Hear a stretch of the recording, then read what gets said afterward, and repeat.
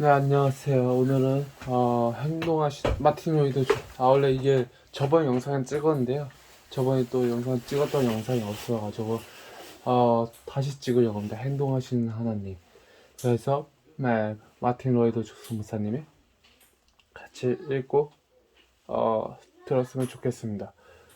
그다음에 서일스님이 맨날 저의 영상을 많이 봐주시는데 고맙다는 인사를 하고, 또 김해노 형제가 제 영상을 수면제로 잘 쓴다고 합니다. 감사하다고 전해드리고 싶습니다. 네, 그럼 시작하겠습니다. 오순절 날의 이름에 저희가 다 같이 한 곳에 모였더니 후련히 하늘로부터 급하고 강한 바람 같은 소리 있어 저희 앉은 온 집에 가득하며,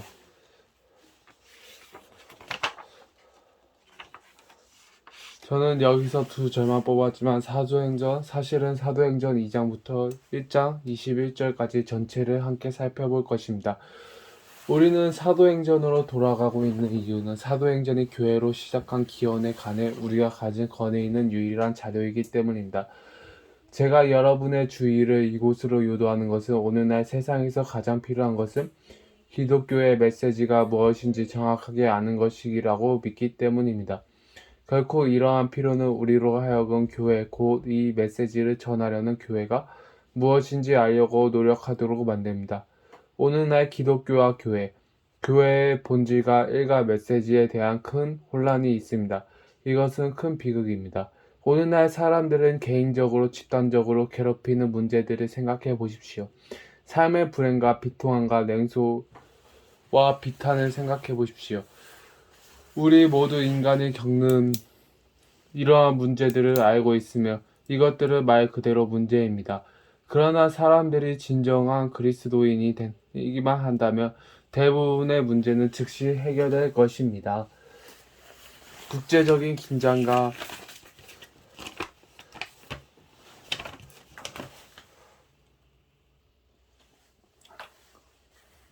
저는 여기서 두 절만 뽑았지만 사실은 사도행전 2장 1절에서 21절의 전체를 함께 살펴볼 것입니다. 우리가 사도행전을 돌아가고 있는 이유는 사도행전이 교회의 시작과 기원에 관해 우리가 가진 권위 있는 유일한 자료이기 때문입니다. 제가 여러분의 주의를 이곳으로 유도하는 것은 오늘날 세상에 가장 필요한 것은 기독교의 메시지가 무엇인지 정확하게 아는 것이라고 믿기 때문입니다. 결코 이러한 필요는 우리로 하여금 교회, 곧 이 메시지를 전하는 교회가 무엇인지 알려고 노력하도록 만듭니다. 오늘날 기독교와 교회의 본질과 일가 메시지에 대한 큰 혼란이 있습니다. 이것은 큰 비극입니다. 오늘날 사람들은 개인적으로, 집단적으로 괴롭히는 문제들을 생각해 보십시오. 삶의 불행과 비통함과 냉소와 비탄을 생각해 보십시오. 우리 모두 인간이 겪는 이러한 문제들을 알고 있으며 이것들을 말 그대로 문제입니다. 그러나 사람들이 진정한 그리스도인이기만 한다면 대부분의 문제는 즉시 해결될 것입니다. 국제적인 긴장과 어려움도 마찬가지입니다. 적대감과 전쟁과 분쟁은 인간과 하나님의 관계가 잘못된 사실에서 기인합니다. 인간은 오직 교회의 메시지, 곧 복음의 메시지를 알고 믿고 받아들이며 거기에 복종함으로써만 하나님과 참된 관계에 들어가는 법을 찾을 수 있습니다. 누가가 사도행전 서두에서 제시하는 것처럼 교회가 전하는 위대한 메시지는 주 예수 그리스도에 관한 것임을 우리는 보았습니다. 예수께서 행하시며 가르치기 시작하신 모든 것, 그분이 지금도 하고 계시며 앞으로 하실 일, 이것이 바로 기독교입니다. 그러므로 우리가 지금 여기서 계속 해 나가는 것은 주님께서 곧 당신의 사도들에게 말씀하셨고 사명을 맡기셨다는 것을 보기 때문이다. 따라서 우리는 사도행전 2장에서 교회의 기원을 접하게 됩니다. 교회의 기원이 우리 앞에 있습니다. 이 기사는 교회의 본질과 교회가 부여받는 일과 교회가 그 일을 어떻게 해 나가는지를 보여줍니다. 그리고 여기서 강조되는 것은 모든 것이 하나님의 행동이라는 사실입니다. 사도행전의 역사는 몇 안 되는 이 사람들에 의해 이루어진 것이 아닙니다. 우리는 이들에 대해 자신들이 아무것도 아니라고 말하는 이 사람들에 대해 자주 듣습니다. 이들이 배운 자들의 권세자들에게 학문 없는 범인으로 무시당하는 것은 아무리 들어도 실증나지 않습니다. 사실 이들은 그렇게 무시당했습니다. 배운 것 없고 영향력이나 건세도 전혀 없으며 돈도 없고 어느 날 우리에게 친숙한 선전수단도 전혀 없는 이들이 스스로의 노력과 능력으로 우리가 이 책에서 읽는 것을 할 수 있었다고 주장하는 것은 제게는 웃음가스러워 보일 수 뿐입니다. 이렇게 어떻게 이런 일이 이루어질 수 있었습니까? 여기에는 한 가지 답밖에 없습니다. 세상에 뒤집어진 것은 이들이 행한 일 때문이 아니라 하나님께서 이들에게 이들 속에서 이들을 통해 하신 일 때문입니다. 이것이 교회의 의미의 역할,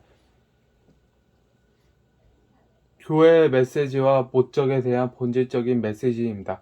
그러므로 지금 우리 앞에 놓인 것은 교회의 시작이지만 여러분이 긴 교회사를 읽는 수고를 아끼지 않는다면 여러분의 이러한 시각이 변함없이 계속된다는 것 사실을 발견할 것입니다. 사실 제가 여러분에게 보여주고 싶은 것은 교회사 전체가 두 개념, 즉 교회란 무엇인가에 대한 거짓되고 인간적인 개념과 교회 안에서 행동하시는 분은 하나님이시라는 참된 개념 사이에 벌어지는 큰 싸움이라는 것입니다. 이제 이것을 사도행전 2장 1절에서 21절 내용에 비추어 살펴보기로 하겠습니다. 기독교란 무엇입니까? 교회란 무엇입니까? 무엇보다 먼저 우리는 무엇이 교회가 아닌지를 반드시 상기해야 합니다. 그것이 우리 시대에 얼마나 긴급한 일인지 모릅니다. 점점 강하게 확산컨대 많은 사람들이 교회 밖에 있는 것은 그들이 교회가 무엇인지에 대해 완전히 잘못된 개념을 갖고 있기 때문입니다. 분명히 하건대 저는 솔직하고 싶습니다. 이들을 비난하는 것이 아닙니다. 이들은 단지 자신들이 들은 것을 믿을 뿐이며 제가 여러분 앞에 제시하려는 것은 이러한 잘못된 개념입니다. 교회가 실제로 무엇인지 알기만 한다면 복음이 자신들에게 제시하고 있는 무엇인지 알기만 한다면 이들은 교회 밖에 나가지 않을 것입니다. 예루살렘 사람들처럼 이들은 들으라고 몰려든 것입니다. 첫째, 기독교가 죽은 종교가 아닙니다. 진정한 기독교의 최대적은 항상 종교였습니다. 이것은 어느 때와 마찬가지로 오늘날에도 적용되는 사실입니다. 종교가 사람들의 마음을 혼란스럽게 합니다. 기독교가 종교에 불과하다면 사람들은 기독교를 거부하는 것이 옳은 것입니다. 그러나 기독교는 종교가 아닙니다. 기독교는 국가 종교가 아닙니다. 기독교는 어떤 의미에서도 공식적인 종교가 아닙니다. 그러나 이것은 많은 사람들이 기독교에 대해 갖고 있는 개념입니다. 사람들은 교회를 단지 큰 행사, 대강식, 군주나 위대한 정치가의 장례식, 공식 행사에 이루어지는 일과 동일시합니다. 2차 세계대전 때 영국인들은 기독교를 국가 기도일의 차원에서 생각했습니다. 이들은 다른 때는 기독교를 거의 생각지 않다가 전세가 악화되거나 영국군이 모든 전투에서 패배를 당하자 국가 기도일을 선포했습니다. 그러나 이것은 국가 종교일 뿐 기독교와는 아무런 상관이 없습니다. 또한 사람들은 교회를 특별한 의례적 행사에 비추어 생각합니다. 세례가 그 한 예입니다. 아기가 태어나면 몇 년 동안 기독교를 생각조차 하지 않던 사람들이 아기가 세례를 받아야 한다고 고집합니다. 그런 다음에는 다시 교회를 까맣게 잊어버립니다. 교회에서 하는 결혼식도 마찬가지입니다. 판사 앞에서 혼인신고하는 것보다 얼마나 멋지고 품이 있어 또 누가 죽으면 꼭 교회에서 장례를 치러야 한다고 말합니다. 결국 교회는 그들에게 소위 통과 의례의 필요를 제공하는 하나의 기관으로 여겨질 뿐입니다. 그러나 다시 말하자면 이것은 기독교와 아무런 상관이 없습니다. 저로서는 이것을 이렇게 요약하고 싶습니다. 기독교는 매스컴이 생각나는 그런 것이 아니다.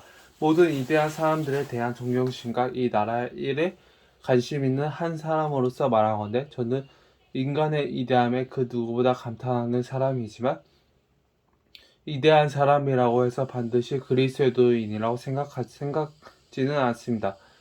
아무리 위대하고 뛰어난 사람이 있다 하더라도 교회는 그 한 사람을 중심으로 돌아가는 것이 아닙니다. 이것은 종교일 뿐 기독교와는 전혀 다른 것입니다. 우리는 교회란 국가적인 제도나 다른 어떤 인간의 제도라는 개념을 반드시 버려야 합니다. 교회는 사람들이 모여서 어떤 일을 하는 클럽이나 사회가 아닙니다. 저는 사람들이 건물을 가리켜 교회라고 말하는 것을 결코 좋아하지 않습니다. 사람들은 나 지금 교회에 가라고 말합니다. 그러나 교회는 건물로 구성되는 것이 아니라 사람들 그 중심에 주님이 계신 살아있는 영혼들로 구성됩니다. 우리는 이러한 외적인 개념, 형식적으로 하나님을 찾아오고 그런 후에는 그분을 까맣게 잊어버리는 것이 교회라는 생각을 버려야만 합니다. 이것은 종교에 불과하며 기독교 신앙과는 정반대입니다. 기독교는 주로 우리가 행한 일의 결과라는 개념을 언제나 치명적으로 잘못된 것입니다. 교회는 우리 행위의 결과이며 우리가 어떤 정통을 연구하고 있다는 개념은 그 어떤 것이라도 반드시 버려야 합니다. 이것이 우리의 기독교관이 하면 잘못된 것입니다. 이것은 마침내 그 예수 그리스도 십자가에 못 박기까지 한 유대인들이 만든 저주였습니다. 이들은 전통적인 종교주의자들이었습니다. 이런 사람들은 언제나 그리고 오늘날에도 참된 교회와 진정한 기독교 신앙과 메시지의 가장 큰 적이었습니다. 그런데 이른바 기독교라는 것 외에도 이와 같은 부분이 많습니까? 중대한 질문을 하나 드리겠습니다. 여러분은 무엇 때문에 예배에 참석합니까? 어떤 질문을 던질 만큼 여기에 대해 충분히 생각해 보셨습니까? 단지 정통이기 때문에 예배에 참석합니까? 여러분은 다들 주일이며 어김없이 교회에 가는 대로라고 말합니다. 그러나 교회 출석은 여러분이 하는 그 무엇입니다. 여러분은 하나의 정통을 연구하고 있을 뿐입니다. 많은 사람들이 매주 예배가 너무 길지 않기를 바라면서 의무감에서 교회에 갑니다. 매주 이들은 아무것도 느끼지 못합니다. 예배는 전혀 생기가 없으며 찬양도 형편없고 설교는 지루합니다. 여기에는 아무런 능력이나 활력도 없습니다. 이들은 이것이 기독교라는 생각하기 때문에 결코 기독교에 등을 돌립니다. 이들의 정적으로 옳습니다. 이것은 논리적으로 기결입니다. 하나님께서 아시지만 저도 오래전에 그렇게 했었습니다. 제가 이런 잘못된 기독교관을 발견하지 못했다면 저는 지금 강단에 서지 않을 것입니다. 여러분은 이런 잘못된 기독교관을 사도행전에 대입시킬 수 없습니다. 어떤 형태를 취하고 어떤 교단에서 모습을 드러내든 이것은 간습적이고 형식적인 종교일 뿐입니다. 좀 더 구체적으로 살펴보겠습니다.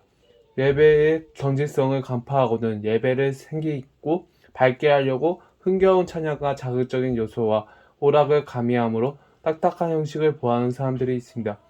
그러나 이건 역시 다를 바 없는 것은 예배를 조직하고 있는 것이 여전히 사람들이기 때문입니다. 참된 기독교는 언제나 하나님의 행동입니다. 호련히 하늘로부터 급하고 강한 바람 같은 소리가 있어 하나님이십니다.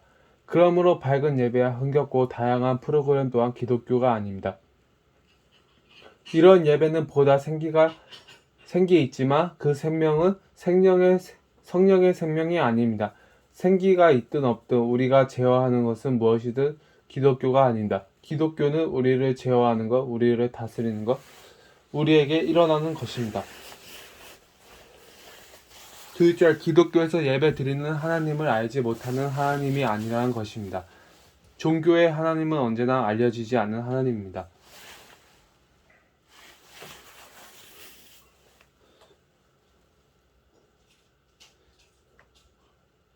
이런 예배는 보다 누가는 사도 바울이 아덴을 방문하는 장면을 기술한 사도행전 17장에서 이에 대한 고전적인 예를 제시합니다. 바울은 아덴이 제우스와 헤르메스와 그 밖의 온갖 신들의 신전으로 가득한 것을 보았습니다. 그런데 우연히 아주 흥미로운 제단을 맞닥뜨렸는데 거기에는 알지 못하는 신에게 To unknown God이라는 글이 새겨져 있었습니다. 사랑과 전쟁과 평화와 그 밖의 신을 언급하고 나서도 이 철학적인 민족은 자신들이 만족시킬 수 없는 또 다른 힘이 있다고 느꼈습니다. 이들은 그가 누구인지 몰랐기 때문에 그에게 알지 못하는 신이라는 이름을 붙였습니다. 그는 모든 신 가운데 가장 강한 신으로 보였습니다. 그래서 바울은 이렇게 말했습니다. 너희가 알지 못하고 이해하는 그것은 내가 너희에게 알게 하리라. 종교의 신은 언제나 알려지지 않습니다. 하나님을 전혀 생각해 본 적이 없는 사람들이 많습니다. 저는 저의 견해가 전혀 다른 사람들의 말을 대체로 받아들이지 않습니다. 하지만 많은 사람들이 아버지의 개념을 투영해 그 아버지 상을 신으로 섬기고 있다는 말을 전적으로 옳게 여깁니다. 우리는 하나님과 그분이 누구신지를 전혀 생각하지 않은 채 그저 기계적으로 기도할 수도 있습니다. 많은 사람들에게 있어 그분은 전혀 알려지지 않았으며 일종의 미신입니다. 그러나 매우 인기가 높고 악명 높기까지 한 또 한 부류의 사람들이 있는데 이들은 살펴보면 아주 흥미롭습니다. 이들은 첫째 부류의 사람들을 맹렬히 비난합니다. 그들이 종교와 전통을 섬긴다는데 동의하면서 말입니다. 그렇다면 이들은 사람들이 무엇을 섬겨야 한다고 말합니까? 여기서 우리는 철학자들의 신이라고 부르기도 하는 것을 보게 됩니다. 이들은 하나님을 존재의 근거다라고 말합니다. 또는 하나님을 절대, 궁극으로 묘사합니다. 그들에게 하나님은 우주 뒤 어딘가에 있는 분명하지 않은 힘입니다. 그분은 힘, 포스이라는 것입니다. 이들은 하나님이 사랑이라고 말합니다. 많은 경우 이 말의 실제 의미는 사랑이 하나님으로 사랑을 발견하는 것이며 어디에서나 하나님을 발견한다는 것입니다. 그러므로 이들은 하나님을 찾기 위해 교회에 갈 것이 아니라 세상의 술집에 가라고 합니다. 거기서 한 사람이 다른 사람에게 친절을 베푸는 것을 보라고 합니다. 이것이 하나님이라는 것입니다. 그러므로 하나님은 추상적인 것, 일반적인 자선, 모호한 행동이나 힘이 되어버리며 우리는 이것으로 하나님에 대한 우리의 낮고 미신적인 개념을 대체해야 한다고 말합니다. 이것이 최신 종교입니다. 이것이 현실적이라고 하나님께 전직한 것입니다. 이것은 참으로 지적인 견해입니다. 하나님은 모든 존재의 근거이며 따라서 하나님을 인격체로 말하지 말라고 합니다. 그러나 여러분은 이런 신에게 기도할 수 없습니다. 여러분은 선이나 사랑이나 힘에게 기도할 수 없습니다. 그러나 오늘날 너무나 많은 사람들이 이것이 살아있는 진리이고 진정한 기독교라고 말합니다. 그 결과 우리는 첫째 부류의 사람들과 똑같은 위치에 있을 뿐 아니라 훨씬 좋지 않은 위치에 있습니다. 이들의 지적인 논쟁을 따르는 것이 거의 불가능하고 여러분이 믿는 바를 아는 것도 거의 불가능합니다. 여전히 모든 것이 미해결 상태인 채로 남아있기 때문입니다. 그러나 사람들이 이것이 전후 원자와 과학의 시대의 존재의 근거라는 견지에선 생각하고 절대를 말하는 20세기 사람들을 위한 종교라고 말합니다. 이들은 물론 사람들이 무지하고 지적이지 못할 때는 괜찮습니다. 원시적인 사람들은 항상 미신적이었고 따라서 언제나 종교적이었으니까요. 라는 말로 전통적 기독교를 무시해버립니다. 이들은 무지한 사람들을 위한 전통적 기독교가 자신들과 아무 관계가 없다고 말함으로써 기독교를 무시해버립니다. 진정한 기독교는 철학자들과 전문가들과 사상가들과 과학 잡지를 읽고 이해할 수 있는 자들을 위한 것이라고 말합니다. 이들의 기본 개념은 기독교 신앙을 한 개인의 이성적인 추론의 결과로 이르게 되는 것은 그 무엇이라는 것입니다. 어떤 정통이나 가르침도 받아들이지 않고 다만 자신의 이성에서 시작해 모든 것을 검토합니다. 이것은 과학의 영역에서 적용되는 방법이지만 종교에서도 사용되지 못할 이유가 어디 있습니까? 그러므로 여러분도 지성을 사용해 자신이 이해할 수 있는 것만 믿으면 됩니다. 여러분은 자신의 이성과 노력의 결과로 진리를 아는 지식에 이릅니다. 여러분은 묻고 탐구하고 같은 것을 탐구하는 사람들에게 도움을 받으며 마침내 어떤 민족에 이릅니다. 여러분은 이렇게 말합니다. 드디어 찾았어. 하나님은 모든 존재의 근거야. 여러분은 자신의 위대한 지성으로 이러한 구성의 공식에 이르렀습니다. 그러나 이것은 특정한 유형의 사람들만을 위한 것입니다. 이러한 문제들과 관련해서 제 마음대로 할 수 있는 것이 있다면 모든 사람에게 이 주제와 관련된 최신 서적들을 강제로 읽게 할 것입니다. 왜냐하면 이들은 그 책들을 이해하지 못할 것이기 때문입니다. 그러므로 많은 사람들이 관심이 없습니다. 이들은 개의치 않습니다. 이들은 똑똑하고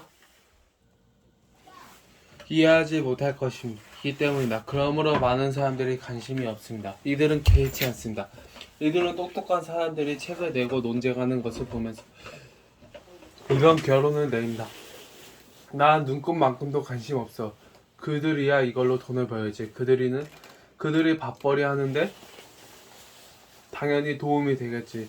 저는 지금 거리에 보통 사람들이 하는 말을 여러분께 전달하는 것입니다. 이것은 오늘날 서구 그리스도인들이 당면하고 있는 가장 큰 문제 가운데 하나입니다. 우리의 기독교는 중산층의 전유물로 되어버렸습니다. 이른바 노동자 계층에게는 먹혀들지 않습니다. 그러나 이것은 잘못입니다. 특정한 계층에게만 호소력을 갖는 메시지는 기독교의 복음이 아닙니다. 어딘가 잘못되었습니다. 정의의 차원이나 역사의 예를 볼 때 기독교는 특정한 계층에 제한되지 않습니다. 부정적인 부분에 대해서는 이 정도로 하고 이제 긍정적인 부분을 살펴보기로 합시다. 기독교란 무엇입니까? 교회란 무엇입니까? 교회의 메시지는 무엇입니까? 교회는 어떻게 생겨났습니까? 교회는 어떻게 행동해 왔습니까? 교회는 어떻게 지속되어 왔습니까? 사도행전 2장이나 성경 어느 구절이든 누구든지 성경을 읽는 사람이 가장 먼저 깨달아야 할 것은 출발점은 인간이 아니라 살아계신 하나님, 창조주라는 사실입니다. 성경 첫째 절은 태초에 하나님이 천지를 창조하시니 라고 말합니다. 하나님이십니다. 성경 전체가 하나님으로 시작되며 하나님의 다스림을 받습니다. 확신컨대 오늘날 세상의 문제는 세상이 하나님을 믿지 않는다는 것입니다. 우리의 복음이 많은 부분에서 잘못되는 것도 주 예수 그리스도에게서 시작하기 때문입니다. 그러나 여러분은 결코 그렇게 해서는 안 됩니다. 여러분은 반드시 아버지 하나님, 창조주 하나님, 그 영광이 하늘에 충만하게 만물 위에 계시는 분에게 시작해야 합니다. 정중히 말한 건데 여러분이 아버지 하나님에게서 시작하지 않는다면 주 예수 그리스도를 이해할 수 없으며 실제로 그분과 그분에 관한 메시지가 어떤 면에서 전혀 의미가 없습니다. 기독교는 우리에게 이것을 삼위로 계시는 하나님, 복되신 삼위일체 성부 하나님, 성자 하나님, 성령 하나님으로 제시합니다. 하나님은 인격적이시며 나는 스스로 있는 자니라 내가 하리라 하고 말씀하실 수 있는 하나님이십니다. 그분은 살아계신 하나님이시기 때문에 스스로 계시하는 하나님이십니다. 현대의 가르침과 반대로 하나님은 추상이 아니십니다. 그분은 단지 모든 존재의 근거가 아니십니다. 그분은 절대가 아니십니다. 그분은 생각하시는 하나님, 말씀하시는 하나님, 선포하시는 하나님이십니다. 바꿔 말하면 그분은 우리가 기도할 수 있는 하나님, 도움을 구할 수 있는 하나님이십니다. 이것이야말로 성경 어디에나 나타나는 전체적인 메시지입니다. 저는 여러분에게 많은 신뢰를 제시할 수 있습니다. 우리가 보았듯이 사도 바울이 아덴에게서 사람들에게 전할 메시지도 바로 이것입니다. 성경은 바울이 아덴에게 저희를 기다리다 온 성의 우상이 가득한 것을 보고 마음에 분하여 했다고 말합니다. 바울은 이렇게 말했을 겁니다. 도저히 참을 수는 없고 이들이 아무것도 아닌 것을 섬기고 있다고 말해줘야 합니다. 이들은 스스로 만든 우상, 자신들의 지성의 투영물에 불과한 것들을 섬기고 있어. 이러한 신들은 없어. 이들은 살아계신 참 하나님을 전혀 알지 못하고 있어. 다음은 바울이 이들에게 말한 것입니다. 아덴 사람들아, 너희를 보니 범사에 종교성이 많도다. 내가 두루 다니며 너희를 이해하는 것들을 보다가 알지 못하는 신에게도 새긴 단도 보았으니 그런즉 너희가 알지 못하고 원하는 그것을 내가 너희에게 알게 하리라. 우주와 그 가운데 있는 만유를 지으신 신께서는 천지의 주제시니 손으로 지은 전에 계시지 아니하시고 또 무엇이 부족한 것처럼 사람의 손으로 섬김을 받으시는 것이 아니니 이는 만민에게 생명과 호흡과 만물을 친히 주시는 자이심이라. 인류의 모든 종속을 한 혈통으로 만드사 온 땅에 거하게 하시고 저희의 연대를 정하시며 거주의 경계를 항하셨으니 바울은 나중에 데살로니가 교인들에게 보낸 편지에서도 같은 메시지를 선포했습니다. 너희가 어떻게 우상을 버리고 하나님께로 돌아와서 사시고 참되신 하나님을 섬기며 기독교는 죽은 종교가 아닙니다. 우리는 살아계신 하나님을 섬깁니다. 그러나 하나님은 살아계신 하나님이실 뿐 아니라 행동하시는 하나님이십니다. 이것이 제가 강조하고 싶은 요점입니다. 다시 한번 보십시다. 오순절 날에 이미 이름에 저희가 다 같이 한 곳에 모였더니 이들은 함께 모였으며 함께 기도하고 있습니다. 이들은 기다리고 있었습니다. 마지막에 사람들을 기다릴 수밖에 없었습니다. 그때 홀연히 하늘로부터 급하고 강한 바람 같은 소리가 있어 저희 앉은 집에 가득하더니 이것이 하나님에 관한 진리입니다. 이것이 기독교의 메시지의 특별한 점이며 기독교의 메시지를 다른 메시지와 구별해 주는 것입니다. 다른 종교는 모두 죽은 신을 섬깁니다. 소위 동양의 큰 종교들을 보십시오. 그 신도들에게 찾아가 살아계신 하느님, 행동하는 하나님이 없습니다. 이들은 열반을 말하고 무아지경을 말합니다. 사람들은 이런 것을 믿는 것이 지적이라고 생각합니다. 실은 모든 것이 죽었고 수동적인데도 말입니다. 기독교는 정확히 그 반대입니다. 예루살렘 사람들, 그라데아 아라비와 다른 모든 지역에서 온 유대인들이 놀라 외쳤습니다. 우리가 다 우리의 각 방언으로 하나님의 큰일을 말함을 듣는도다. 이것이 성경과 교회의 전체적인 메시지입니다. 성령 충만을 받은 이들이 로마 제국의 폭정에 항거하고 있었던 것이 아닙니다. 이들은 황제나 그 대리자들, 원로원이나 그 밖의 사람들에게 어떤 결의안을 보낼지 결정하고 있었던 것이 아닙니다. 이들은 현재의 일에 대해 자신들의 견해를 표현하고 있었던 것이 아닙니다. 결코 그렇지 않습니다. 하나님의 큰 일로 이루어지고 있었습니다. 기독교의 메시지, 한낮에도 어둠 속을 헤매며 자신의 문제를 해결하고 삶의 신비를 이해하려고 더듬거리고 비틀거리는 사람들에게 주는 선포입니다. 이 세상은 하나님의 세상이며 하나님이 세상을 지으셨다는 선포입니다.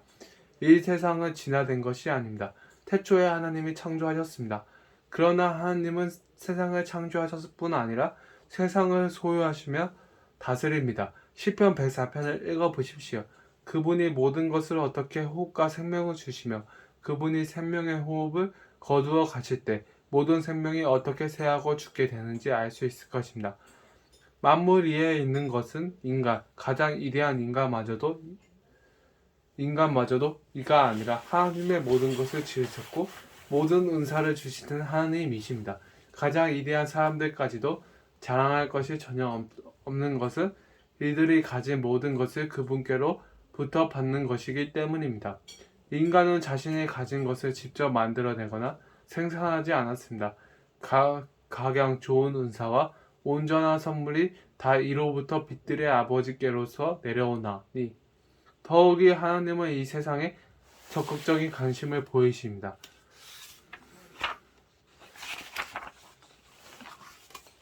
그분은 멀리 있는 신이 아니시며 비인격적인 종교에서처럼 막연하고 모호한 신이 아니십니다.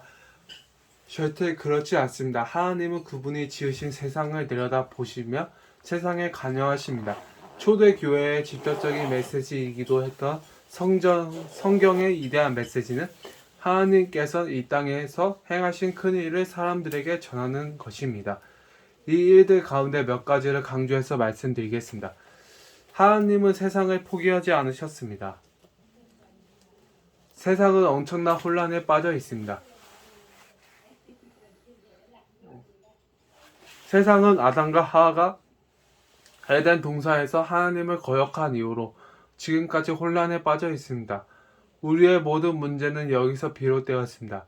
그러나 메시지는 세상을 구속하고 회복할 주체가 인간이 아니라는 것입니다. 인간은 오랜 세월 그렇게 하려고 노력해왔고 이것이 문명과 정치활동의 역사입니다. 제가 이 자리에 선 것은 이들을 비판하기 위해서가 아닙니다. 이들이 최선을 다하게 하십시오. 이들은 무질서 가운데서 최대한 질서를 보존해야 하지만 결코 이들이 이 세상을 구속하지는 못할 것입니다. 그러나 기독교가 전파하는 하나님은 하늘 저녁 서늘할 때에 동산에 내려오셨습니다. 그분은 관심이 많으신 하나님이십니다. 그분은 내려오셔서 남자와 여자에게 말씀하시므로 이들의 약함을 드러내시고 이들을 벌하셨습니다. 그러나 그분은 이들에게 약속을 주셨습니다. 만약 이 약속이 없었다면 저는 결코 설교자가 되지 않았을 것입니다. 이 약속이 하나님이 세상과 이 세상의 일에 관심이 있으시며 이 세상에 대해 무엇인가를 하고 계시다는 것을 보여줍니다. 성경은 하나님의 책이며 하나님의 활동의 역사입니다. 인간의 타락 기사 이후를 보면 인간은 하나님께 등을 돌리고 죄에 깊이 빠졌습니다.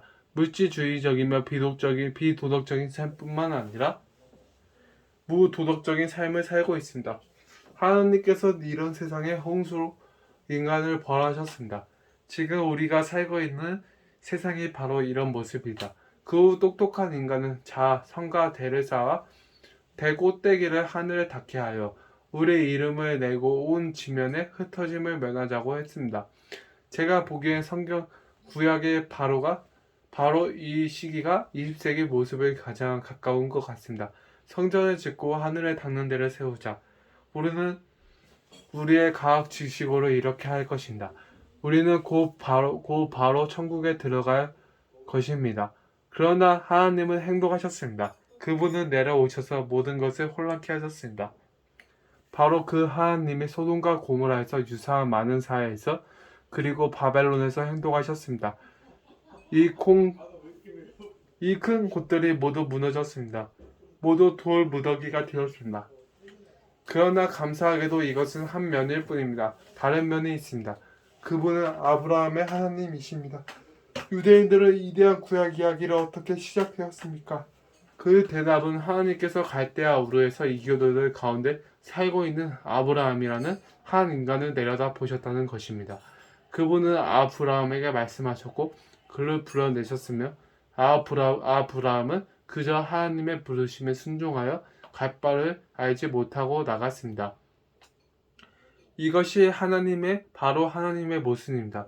이것이 기독교의 본질이며 참된 메시지입니다.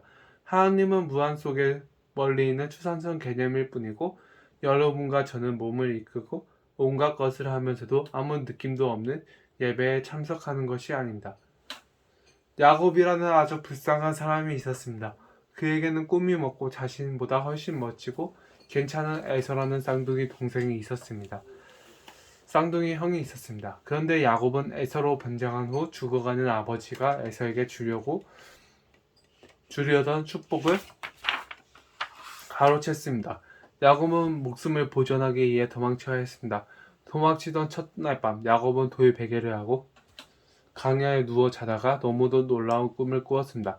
하나님께서 그에게 말씀하신 것이나 바로 이것입니다. 하나님이 한 인간의 삶에 개입하시고 그에게 말씀하셨습니다. 하늘과 땅 사이에 사다리가 서고 하나님과 인간 사이에 왕래가 이루어졌습니다. 야곱은 깜짝 놀라 잠에서 깨어 두려워하면서 말했습니다. 이것이여 다른 것이 아니라 이는 하나님의 전이요. 그는 사실 이렇게 말했습니다. 전에는 미처 깨닫지 못했어. 그저 강야에서 돌베개를 베고 있을 뿐이라고 생각했는데 알고 보니 내가 지금 하나님의 전에 바로 천국 문에 있구나. 나 하나님을 만났어. 야곱은 정말 하나님을 만났습니다. 이것이 기독교입니다. 이번엔 출애굽기 3장에 나오는 다른 예를 들어보겠습니다. 여기서 40년간 목자로 살아온 사람이 있습니다. 그의 이름은 모세였으며 위대한 사람이었습니다. 애굽에서 한 일 때문에 모세 역시 도망쳐야 했고 남은 평생을 그저 목자로 살 운명인 것처럼 보였습니다. 그러나 어느 날 오후 그는 양떼를 이끌고 산 뒤쪽으로 갔다가 생각지도 못한 일을 만났습니다. 여호와의 사자가 떨기나무 불꽃 가운데서 그에게 나타나시니라. 그가 보니 떨기나무 불이 붙었으나 사라지지 아니하는지라. 이 일이 없었다면 우리는 이스라엘 자녀들의 출애굽과 가나안 입성 이야기를 결코 들을 수 없었을 것입니다. 출애굽은 모세에게 불현듯 떠오른 생각이 아니었습니다. 그는 결코 출애굽을 계획하지도 명령하지도 않았습니다. 그는 이것과 전혀 상관이 없습니다. 하나님께서 모세에게 나타나셨지만 이 가련한 모세는 말을 더듬거리고 머뭇거리면서 도대체 무슨 일인지 이해하지 못했습니다. 모세는 떨기나무 불꽃을 보는 순간 이렇게 말했습니다. 내가 돌이켜 가서 이 큰 광경을 보리라. 떨기나무가 어찌하여 타지 아니하는고. 그는 살펴보러 갔습니다. 그는 현대적인 사람, 말하자면 과학자였습니다. 이게 뭐지? 도대체 무슨 형상이지? 이런 어떻게 된 일인지 한번 살펴봐야겠군. 그러나 하나님은 불꽃 가운데서 모세를 부르시며 말씀하셨습니다. 모세야, 모세야, 이리로 가까이 하지 마라. 너의 선 곳은 거룩한 땅이니 내 발에서 신을 벗으라. 나는 내 조상의 하나님이니 아브라함의 하나님, 이삭의 하나님, 야곱의 하나님이시로다. 이 말씀에 모세는 하나님을 볼까 두려워 숨겼습니다. 당연한 일입니다. 하나님께서는 또 말씀하십니다. 내가 외국에 있는 내 백성의 고통을 전령히 보고 이 말씀이 사실이 아니하면 메시지도 없고 소망도 없을 것입니다.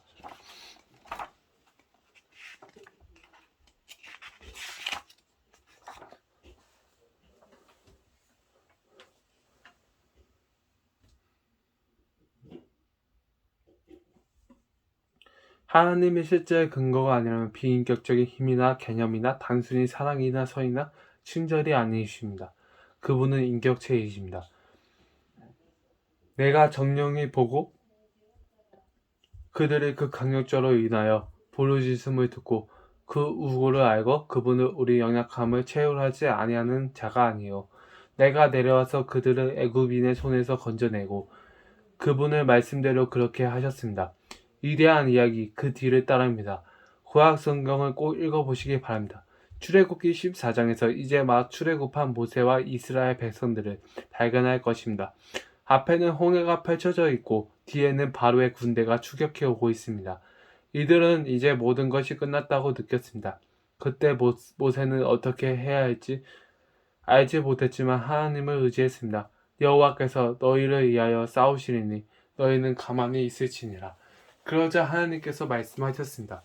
너는 어찌하여 내게 부르짖느뇨? 이스라엘 자손을 명하여 앞으로 나가게 하고 이들을 전진했습니다. 하나님은 행동하시는 하나님이십니다.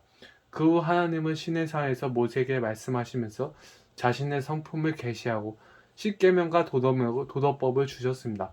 저는 히브리서 기자와 같습니다. 다윗 선지자들, 갈멜산, 엘리야 같은 놀라운 이야기들을 다 하자면 시간이 모자랄 것입니다. 갈멜산의 850명의 거짓 선지자들과 한 사람의 참 선지자, 곧 하나님의 사람 엘리야가 마주 서 있었습니다. 엘리야는 이들에게 도전하며 말했습니다. 이에 불로 하는 그 신 그 하나님이니라. 거짓 선지자들은 자신들에게 바알이라는 신이 있다고 말했습니다. 엘리야는 이렇게 말했습니다. 좋다. 어디 우리의 신들을 시험해보자. 어느 신이 하나님인지 보자. 수소를 잡아 조각을 내어 제단 장작 위에 놓고 너희 신 바알에게 불을 내려 재물을 사르라고 기도하라. 850명의 거짓 선지자들은 기도하기 시작했고 엘리야는 옆에서 지켜보고 있었습니다. 엘리야는 이들이 시작도 하기 전에 그 결과를 알고 있었습니다. 엘리야는 이따금씩 이들에게 말했습니다. 왜 너희 신이 응답하지 않느냐? 여행을 갔지만 아니면 자고 있거나 너희 기도를 못 듣느나 보구나. 너희 좀 더 큰 소리로 불어보아라. 이것이 거짓 선지자들을 다루는 방법입니다. 그들로 하여금 자신들의 신을 만들고 살아있는 그 신의 결과를 볼 수 있게 하십시오. 그 신이 어디 있습니까? 교회가 비어 있는 것도 바로 이 때문입니다. 사람들은 참되고 살아계신 하나님을 예배하는 것이 아니라 자신의 지성과 철학문의 투영물을 예배하고 있을 뿐입니다. 갈멜산에서 아무 일도 일어나지 않습니다. 선지자들은 칼과 창으로 자해하며 강난에 빠졌습니다. 그러나 이들은 완전히 실패했습니다. 그때 엘리야가 조용히 앞으로 나와 하나님께 간단하게 기도했습니다. 그는 이렇게 시작했습니다. 아브람과 이삭과 이스라엘 하나님 여호와여, 주께서 이스라엘 중에서 하나님 되신가 오늘 날 알게 하옵소서. 그러자 하나님께서 불로 응답하셨습니다. 그분은 살아계시는 하나님이십니다. 그분은 행동하시는 하나님이십니다. 그분은 참 하나님이십니다. 한편으로 신약의 이야기는 누가복음 3장에서 시작됩니다. 디베로 가이사가 이에 있는 지 15해 곰 빌라도가 유대의 총독을 헤롯의 갈릴리의 본부왕에 있을 때 무슨 일이 일어났습니까? 하나님의 말씀에 빈들에서 사가라 하는 아들 요한에게 임한지라. 말라기 선지자 이후로 400년 동안 하나님의 말씀이 없었는데 이제 세례 요한이 나타났습니다. 그는 강야에 있었고 하나님 말씀이 그에게 임했습니다. 행동하시고 당신의 말씀을 주시는 분은 언제나 하나님이십니다. 이것이 이야기의 전부이십니다. 그러나 클라이맥스는 이것입니다. 때가 차매 하나님은 그 아들을 보내사 여자에게서 나게 하시고 율법 아래 나게 하신 것을 하나님이 세상을 이처럼 사랑하사 독생자를 주셨으니 이는 저를 믿는 자마다 멸망치 않고 영생을 얻게 하려 하심이라. 나사렛 예수는 이 땅에 보내어져 인간들 가운데 나타나신 하나님의 아들이십니다. 하나님이 보내셨고 하나님이 행동하셨습니다. 그리고 여기 사도행전 2장에서 하나님은 교회를 시작하고 계십니다. 오순절 날에 이미 이름에 저희가 다 같이 한 곳에 모였더니 그때 호련히 하늘로부터 급하고 강한 바람 같은 소리가 있어 저희 앉은 온 집에 가득하며 이 일이 없었다면 이들은 죽을 때까지 이곳을 떠나지 않았을 것입니다. 하나님께서 이들 속에서 이들을 통해 계속해서 행동하고 계셨습니다. 하나님께서 계속해서 행동하고 계시지 않는다면 우리는 분명 지금 이 시간을 살펴보고 있지도 않을 것입니다. 우매하고 죄에 빠진 인간은 교회를 무너뜨리려고 온갖 노력을 다해왔습니다. 교회가 우리의 작품이라면 다른 많은 제도처럼 이미 오래전에 사라졌을 것입니다. 지금까지 사람들은 오해했습니다. 엉뚱한 길을 갖고 잘못된 것을 전했습니다. 그렇다면 교회는 당연히 사라져야 하지 않습니까? 그런데 교회가 여전히 존재합니까? 이에 대한 답은 하나님뿐입니다. 하나님께서 부흥 가운데 임하시기 때문입니다. 하나님은 당신의 성령을 다시 보내십니다. 종교개혁을 보십시오. 하나님은 세례 요한에게 당신의 말씀을 주셨듯이 마르틴 루터에게도 주셨습니다. 하나님은 한 사람에게 당신의 말씀을 주시고 큰 능력을 주셨을 때 그 사람은 1500년의 역사의 큰 교회를 뒤집을 수 있었습니다. 하나님의 부르심을 받고 그분의 메시지와 성령으로 충만한 마르틴 루터는 한 사람으로도 그 가르침이 너무나 이교도적으로 변해버린 교회를 무너뜨리기엔 충분했습니다. 살아계시고 행동하시는 하나님께서 급하고 강한 바람을 보내셨습니다. 그분은 왜 이렇게 하십니까? 구원을 위해서입니까? 누구든지 주의 이름을 부르는 자는 구원을 얻으리라 하였느니라. 아무리 이대하고 뛰어나더라도 모든 사람은 구원받아야 합니다. 우리는 모두 죄인입니다. 우리는 모두 죄악 중에 출생했고 죄 중에 잉태되었습니다. 의인은 없나니 하나도 없습니다. 하나님의 진노가 우리 모두에게 임했습니다. 그러므로 모든 육체는 풀과 같고 그 모든 영광이 풀의 꽃과 같으니 풀은 마르고 꽃은 떨어지되 가장 위대한 자들은 자신의 능력을 잃습니다. 우리 모두가 마침내 병들고 부패하게 됩니다. 웅천함의 자랑과 권력의 허세, 모든 아름다움과 부가 여태껏 준 모든 것이 다 함께 피할 수 있는 시간이 이르노니라. 인간에게 전혀 희망이 없습니다.